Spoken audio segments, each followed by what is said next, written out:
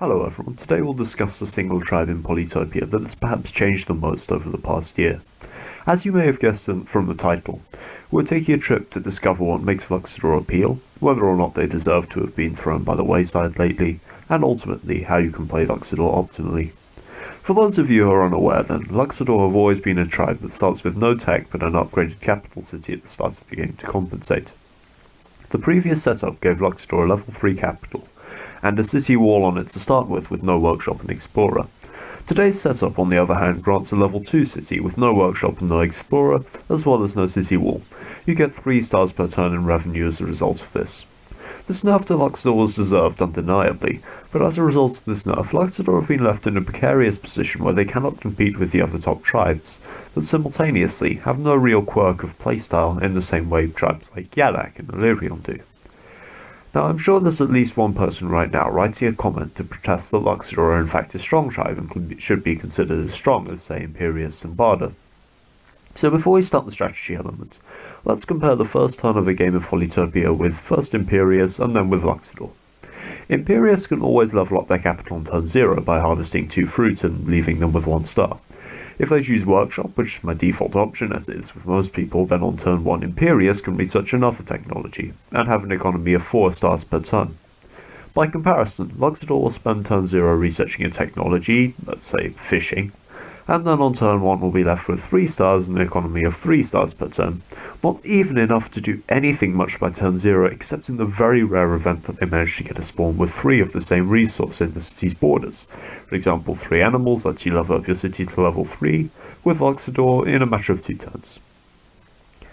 Now, I'm aware that the last segment may have lost some of the viewers who aren't familiar with terms used to describe Polytopia games, but this is the main takeaway. Luxidoor need to be played in a very certain way to take advantage of the way they start the game, and the rest of the video will discuss exactly that.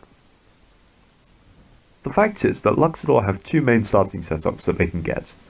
The first is the ideal situation. You get 3 or more of the same type of resource, and research the relevant tech straight away to level up your capital on turn 2, and then play from there as you would any other economic tribe. The second and more common by far scenario is that you get a mixed spread of resources and adopt the strategy I recommend, which is to research riding immediately and train a rider on turn 1.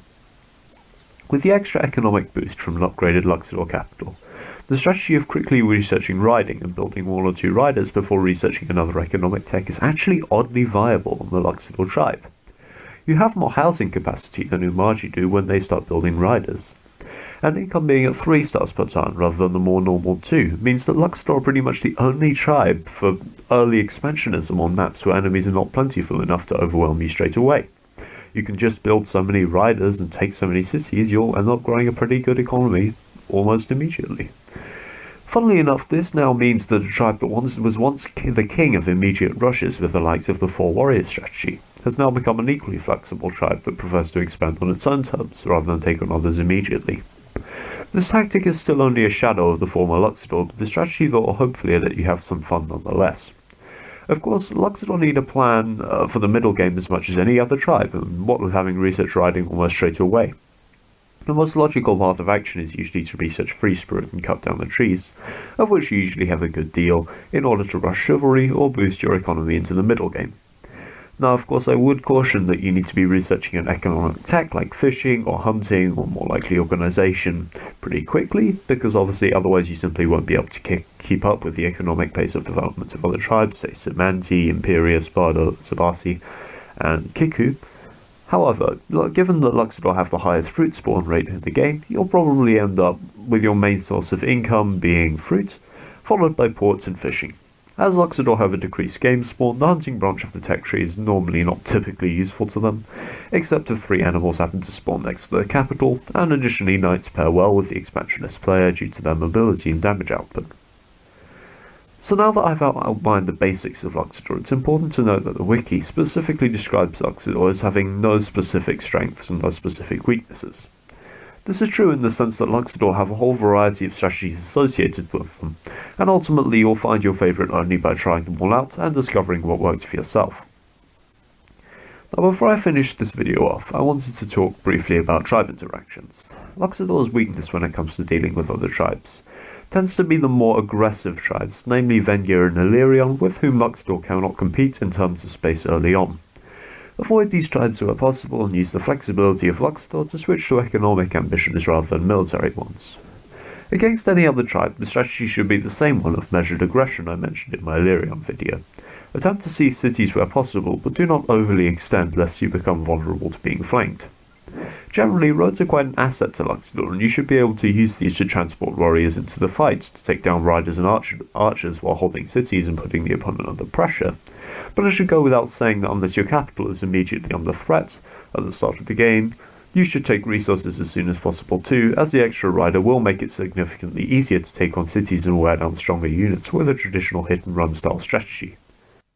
Now, I am quite keenly aware here that I haven't talked about specific matchups against specific tribes, so what I'm going to do now is just talk about specific tribes that I think might be exceptions to the rule. So for example, when you're playing Luxidoor and you're dealing with the special tribes, when you're playing against Aquarion, Luxidoor vs Aquarion is a matchup where you need to be very careful, because when Aquarion do manage to expand in the late game, they can actually be a force that's quite difficult to deal with in spite of their early on economic weaknesses. And with Luxidoor, what you are often going to find is that by the middle game and by the end game, you have quite a large empire but very little consolidation. So I would say you're gonna need to make sure you research defenders, and then you're going to need to build up slowly with customs houses and then defenders, because otherwise Aquarion will simply take over your coastlines so quickly with all the Tridentians that you simply won't have too much time to react to that. And when you're talking about a tribe like Illyrion specifically, I've already touched on them, but you need to be very careful, because it is all too tempting to spam a lot of units, and I find especially against knights, but also even more so against Navalons, which are, well, they're really cool. That's why all the Illyrion players use them. But the thing about Navalons is they can make mincemeat of your navy in only a single turn. So you need to make sure you're spacing out your units properly when you're fighting against an Illyrion player on the water. Obviously, a bot, this isn't so much of a concern, but against an actual human player, you need to be very careful with what you're doing with regards to spamming naval troops, especially if you're putting your riders into boats. So what I would recommend in this regard is, once again, researching defenders, getting ports, getting customs houses, and making sure that when you're deploying units into those boats and battleships, they have a high cost to hit points ratio, or high hit points to cost ratio rather. So defenders have 15 health and they cost 3, that's perfect. Giants have 40 health, that's perfect. You don't want to be putting in warriors or riders, or even worse, something like a catapult which costs 8 but only has 10 hit points. So once again, you need to make these decisions with regards to naval combat. As for land combat, again, it's the same strategy really as always. When you're fighting against a Polytopia, you just attack first and try to attack it with 2 or 3 units simultaneously. And you're often going to want to use those riders to surround that Polytopia, because you can attack it before it has an opportunity to attack you thanks to your increased movement there. And as for Polaris, I really haven't worked out too much of a strategy in this regard, because Polaris ultimately, if they catch you in the late game, you're going to have a lot of trouble dealing with them regardless of which tribe you're playing. But if you catch them in the early game, you're going to have an easy time regardless of which tribe you're playing. So I think with Polaris, it's more a matter of following the general principles of fighting Polaris, and there's nothing particularly special about Luxidoor in that regard. And as for Semanti, I would refer you to the video I made a few days ago. I think it was a week and a half ago now, at time of recording anyway, as to countering Semanti. And I think since Luxidoor is such a flexible tribe, nearly all of the tribe's tips which I gave about dealing with Semanti should apply to Luxidoor as well.